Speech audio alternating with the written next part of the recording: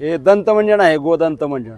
ह्याच्यामध्ये गाईच्या गौरीचा भस्म, गाईचं दूध, तूप, ताक, गोमूत्र, गोबर रस, लवंग पावडर, दालचिनी पावडर, हळद पावडर, कडुलिंब पावडर, पिरो पावडर, जांभूळ पावडर, निरगुडी पावडर, भीमसेन कापूर, ओवा अर्क, पुदिनार्क, आवळा, हिरडा, बेडा, निलगिरी तेल, काळे मीठ.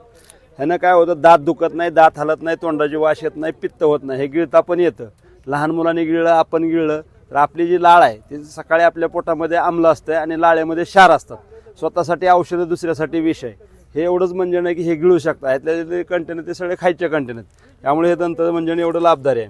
हे वेदनाशामक तेल आहे. किती तुमचे जुनाट अंगदुखी असू द्या, वात असू द्या, काय असू द्या, कंबर, पाठ, मान, मणका, गुडघा याला मालिश करायची आणि ह्यानं अंगदुखी थांबते. हे नश्यतूप, जुनाट सर्दी, शिंका, फिट्स येणं, मेंदूच्या तक्रारी, अर्ध डोकं दुखणं, झोप न लागणं, गोरणं आणि काहीच त्रास नसेल तर आपल्या गाडीची सर्व्हिसिंग ह्यानं फ्रेश राहतं सगळं.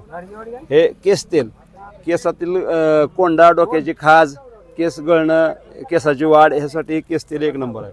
हे नेत्रदीप, डोळ्याची जळजळ, कचकच, नजर कमी आलेली, पाणी गाळणं, मऊ सोडलेलं, चष्म्याचा नंबर आणि चष्मा पण जातो. मला स्वतःला चष्मा होता, 3 वर्ष माझा चष्मा गेला. माझ्या अगोदर ग्राहकांचे चष्मे गेले, मला 1.5 वर्ष लागलं, पण ग्राहकांचा कोणाचा 1 महिन्यात गेला, कोणाचा 2 महिन्यात गेले आणि अनेक लोकांना ह्याचा फायदा झाला.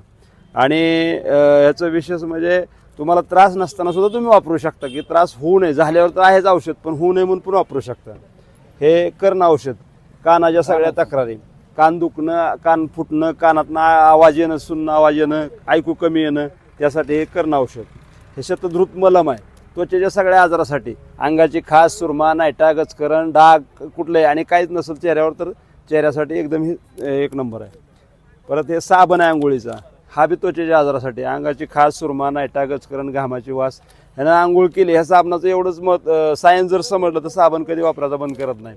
ह्यानं त्वचेचे रंध्र जे आहेत ते सगळं फ्रेश करतं आणि आपल्याला नुसते आपण ह्याच्यातून नाकातूनच श्वास नाही घेत तर आपल्याला त्वचेतून सुद्धा आपल्याला श्वास मिळतो. तर हे रंध्र फ्रेश करतं.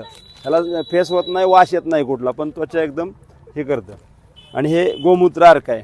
हे सकाळी जर 3 टोपण अर्क पिलं तर तुमच्या पोटाच्या सगळ्या तक्रारी, मग सर्दीपासून कॅन्सरपर्यंत काही असू द्या आजार, हे पोट साफ करतं. पोट साफ झालं की तुमचं अन्नपचन होतं, अन्नपचन झालं की पोट साफ झालं, पोट साफ झालं की सगळ्या आजाराचं मूळ गेलं आणि वात, पित्त, कफ तिघाचा बॅलन्स राखतं, रोगप्रतिकार शक्ती वाढते आणि मेंदू आणि हृदयाला ताकद देतं आणि हाडं बळकट करतं. हे गोमूत्र अर्क.